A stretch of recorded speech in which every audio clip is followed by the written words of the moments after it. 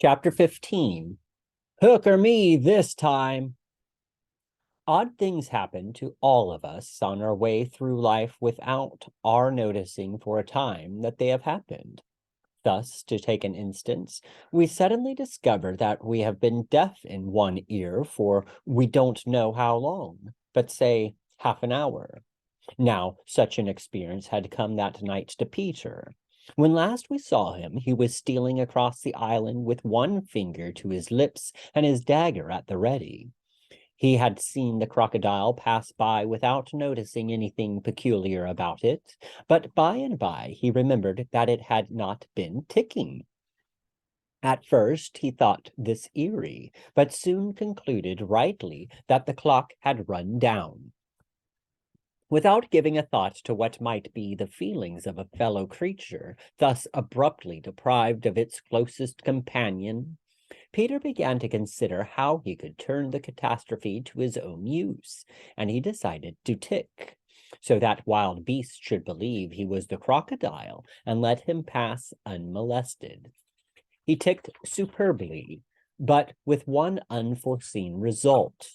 The crocodile was among those who heard the sound, and it followed him, though whether with the purpose of regaining what it had lost, or merely as a friend under the belief that it was again ticking itself, will never be certainly known, for, like slaves to a fixed idea, it was a stupid beast. Peter reached the shore without mishap, and went straight on, his legs encountering the water as if quite unaware that they had entered a new element.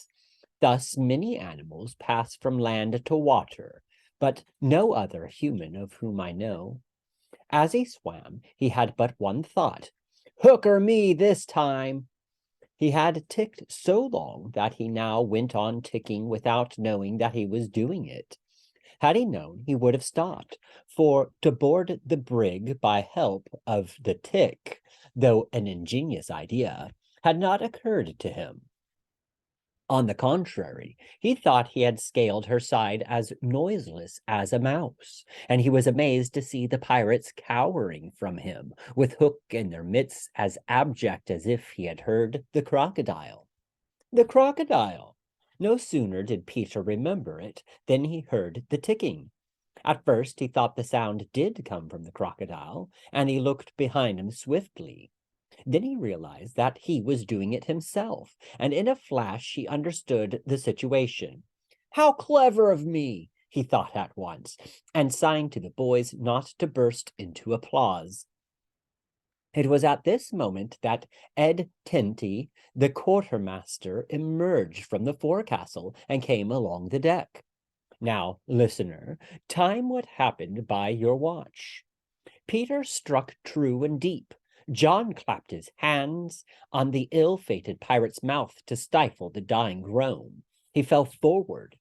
Four boys caught him to prevent the thud. Peter gave the signal, and the carrion was cast overboard. There was a splash, and then silence. How long has it taken?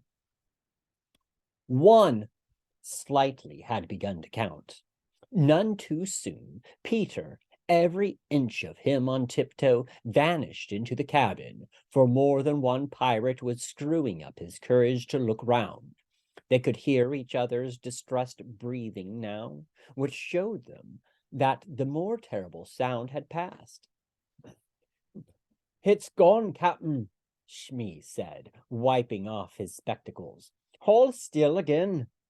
Slowly, Hook let his head emerge from his ruff and listened so intently that he could have caught the echo of the tick. There was not a sound, and he drew himself up firmly to his full height. "Then here's to Johnny Plank," he cried brazenly, hating the boys more than ever because they had seen him unbend. He broke into a villainous ditty. Yo ho, the frisky plank. You walks along it so, till it goes down and you goes down to Davy Jones below. To terrorize the prisoners more, though with a certain loss of dignity, he danced along an imaginary plank, grimacing at them as he sang. And when he finished, he cried, "Do you want a touch of the cat before you walk the plank?" At that, they fell on their knees. "No, no," they cried so piteously that every pirate smiled. "Fetch the cat, Jukes," said Hook. "It's in the cabin." The cabin. Peter was in the cabin. The children gazed at each other. "Hoy, hoy," said Jukes blithely, and he strode into the cabin. They followed him with their eyes. They scarce knew that Hook had resumed his song, his dogs joining in with him. Yo ho, the scratching cat. Its tails are 9, you know, and when the writ upon your back. What was the last line will never be known, for of a sudden the song was stayed by a dreadful screech from the cabin. It wailed through the ship and died away.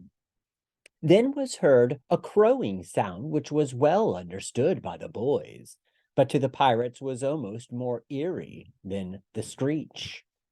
"What was that?" cried Hook. "Two," said slightly solemnly. The Italian Cecco hesitated for a moment and then swung into the cabin. He tottered out, haggard. "What's the matter with Bill Jukes, you dog?" hissed Hook, towering over him. "The matter with him is he's dead, stabbed," replied Cecco in a hollow voice. "Bill Jukes dead!" cried the startled pirates. "The cabin's as black as a pit," Cecco said, almost gibbering. "But there is something terrible in there. The thing you heard crowing." The exultation of the boys, the lowering looks of the pirates, both were seen by Hook. "Cecco," he said in his most steely voice, "go back and fetch me out that doodle-doo." Cecco, bravest of the brave, cowered before his captain, crying, "No, no!" But Hook was purring to his claw. "Did you say you would go, Cecco?" he said musingly. Cecco went, first flinging his arms despairingly. There was no more singing. All listened now, and again came a death screech, and again a crow. No one spoke except slightly. "3," he said. Hook rallied his dogs with a gesture. "'Sdeath and odds fish," he thundered. "Who is to bring me that doodle-doo?" "Wait till Cecco comes out," growled Starkey, and the others took up the cry. "I think I heard you volunteer, Starkey," said Hook, purring again. "No, by thunder!" Starkey cried. "My Hook thinks you did," said Hook, crossing to him. "I wonder if it would not be advisable, Starkey, to humor the Hook." "I'll swing before I go in there," replied Starkey doggedly, and again he had the support of the crew. "Is this mutiny?" asked Hook more pleasantly than ever. "Starkey's ringleader?" "Captain, mercy!" Starkey whimpered, all of a tremble now. "Shake hands, Starkey," said Hook, proffering his claw. Starkey looked round for help, but all deserted him. As he backed up, Hook advanced, and now the red spark was in his eye. With a despairing scream, the pirate leapt upon Long Tom and precipitated himself into the sea. "4," said slightly. "And now," Hook said courteously, "did any other gentleman say mutiny?" Seizing a lantern and raising his claw with a menacing gesture, "I'll bring out that doodle-doo myself," he said, and sped into the cabin. 5? How slightly longed to say it. He wetted his lips to be ready. But Hook came staggering out without his lantern. "Something blew out the light," he said a little unsteadily. "Something?" echoed Mullins. What of Tekel? Demanded Noodler. He's as dead as Jukes, said Hook shortly. His reluctance to return to the cabin impressed them all unfavorably, and the mutinous sounds again broke forth. All pirates are superstitious, and Cookson cried, "They do say the surest sign a ship's accursed is when there's one on board more than can be accounted for." "I've heard," muttered Mullins, "he always boards the pirate craft last. Had he a tail, Captain?" "They say," said another, looking viciously at Hook, "that when he comes, it's in the likeness of the wickedest man aboard." "Had he a hook, Captain?" asked Cookson insolently, and one after another took up the cry, "The ship's doomed!" At this, the children could not resist raising a cheer. Hook had well nigh forgotten his prisoners, but as he swung round on them now, his face lit up again. "Lads," he said to the crew, "now here's a notion. Open the cabin door and drive them in. Let them fight the doodle-doo for their lives.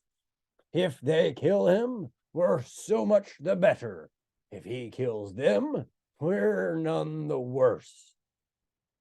For the last time, his dogs admired Hook, and devotedly they did his bidding.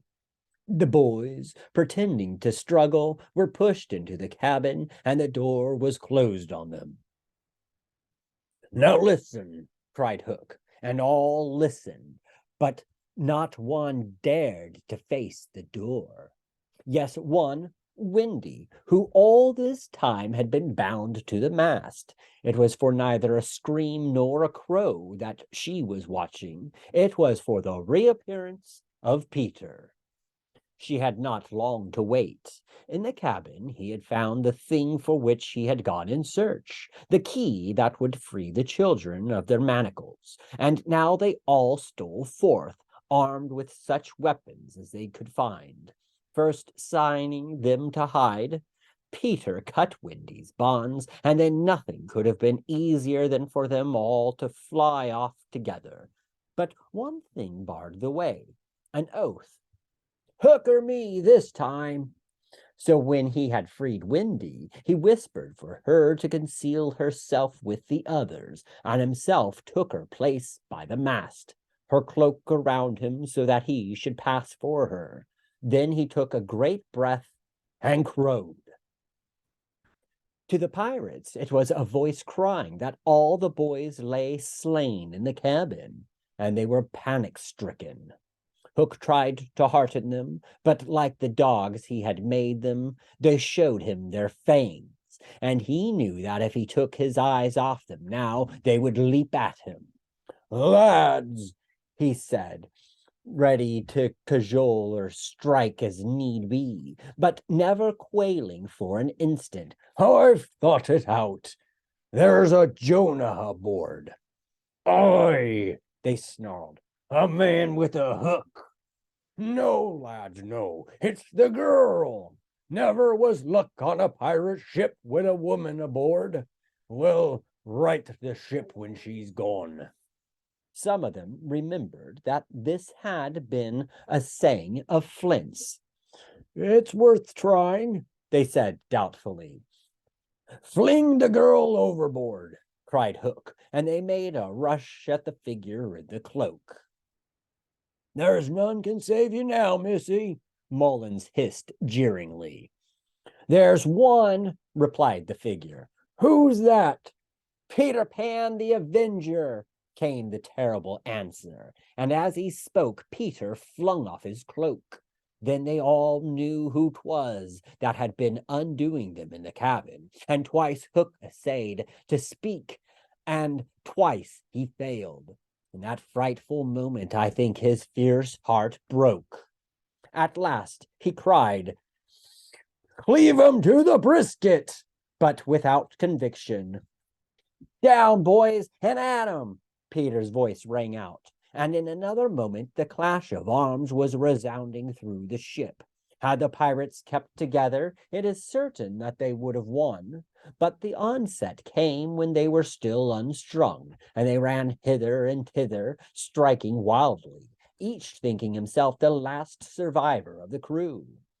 Man to man, they were the stronger, but they fought on the defensive only, which enabled the boys to hunt in pairs and choose their quarry.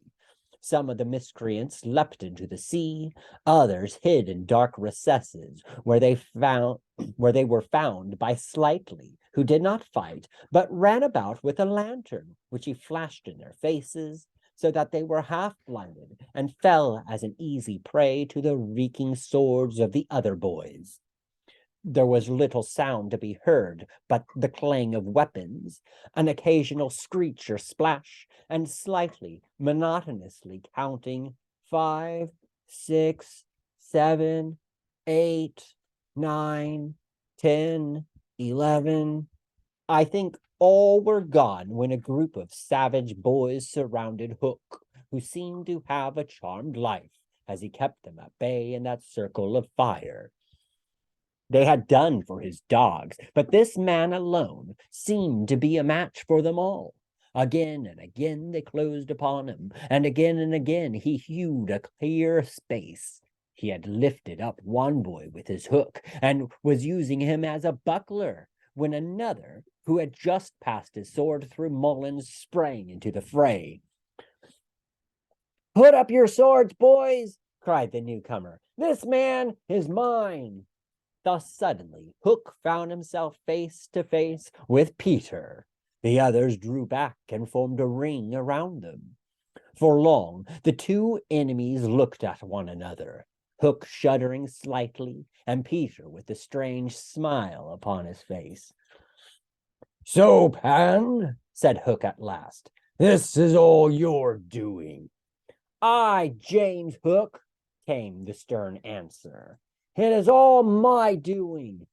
"Proud and insolent youth," said Hook, "prepare to meet thy doom." "Dark and sinister man," Peter answered, "have at thee." Without more words they fell to, and for a space there was no advantage to either blade. Peter was a superb swordsman and parried with dazzling rapidity.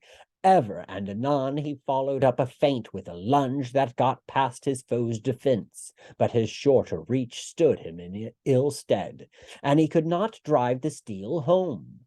Hook, scarcely his inferior in brilliancy, but not quite so nimble in wrist play, forced him back by the weight of his onset, hoping suddenly to end all with a favorite thrust, taught him long ago by Barbecue at Rio. But to his astonishment, he found this thrust turned aside again and again.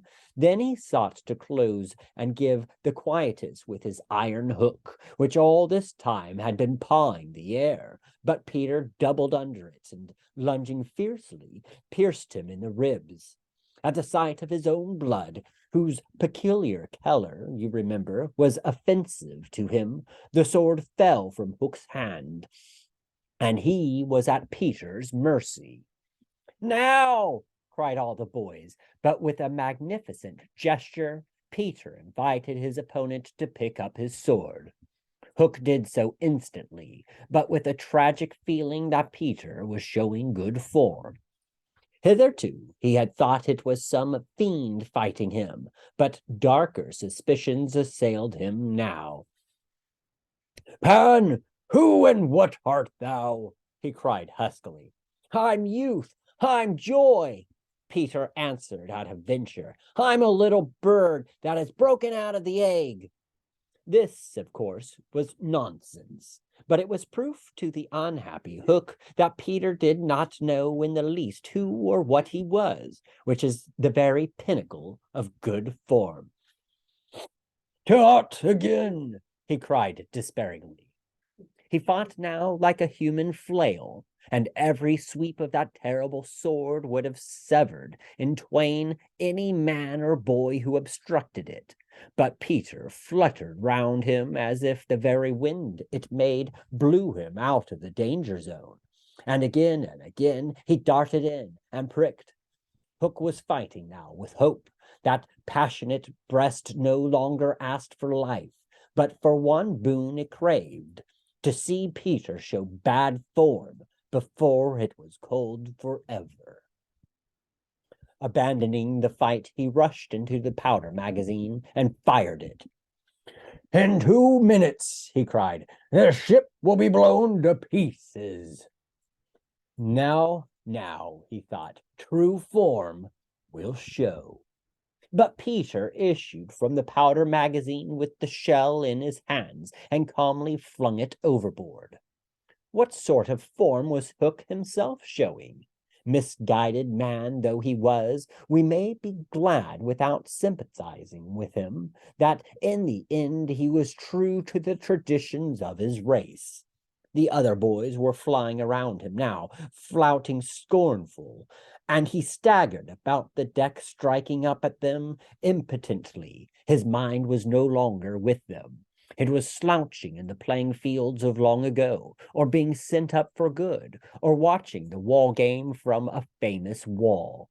And his shoes were right, and his waistcoat was right, and his tie was right, and his socks were right. James Hook, thou not wholly unheroic figure, farewell. For we have come to his last moment. Seeing Peter slowly advancing upon him through the air with dagger poised, he sprang upon the bulwarks to cast himself into the sea. He did not know that the crocodile was waiting for him, for we purposely stopped the clock that this knowledge might be spared him, a little mark of respect from us at the end. He had one last triumph, which I think we need not grudge him. As he stood on the bulwark, looking over his shoulder at Peter gliding through the air, he invited him with a gesture to use his foot. It made Peter kick instead of stab. At last Hook had got the boon for which he craved. "Bad form!" he cried jeeringly, and went content to the crocodile. Thus perished James Hook. 17! Slightly sang out, but he was not quite correct in his figures. 15 paid the penalty for their crimes that night, but 2 reached the shore. Starkey to be captured by the Redskins, who made him nurse for all their papooses, and a melancholy come down for a pirate, and Smee, who henceforth wandered about the world in his spectacles, making a precarious living by saying he was the only man that Jas Hook had feared. Windy, of course, had stood by, taking no part in the fight, though watching Peter with glistening eyes. But now that all was over, she became prominent again. She praised them equally, and shuddering delightfully when Michael showed her the place where he had killed one. And then she took them into Hook's cabin and pointed to his watch, which was hanging on a nail. It said 1:30. The lateness of the hour was almost the biggest thing of all. She got them to bed in the pirates' bunks pretty quickly, you may be sure, all but Peter, who strutted up and down on the deck until at last he fell asleep by the side of Long Tom.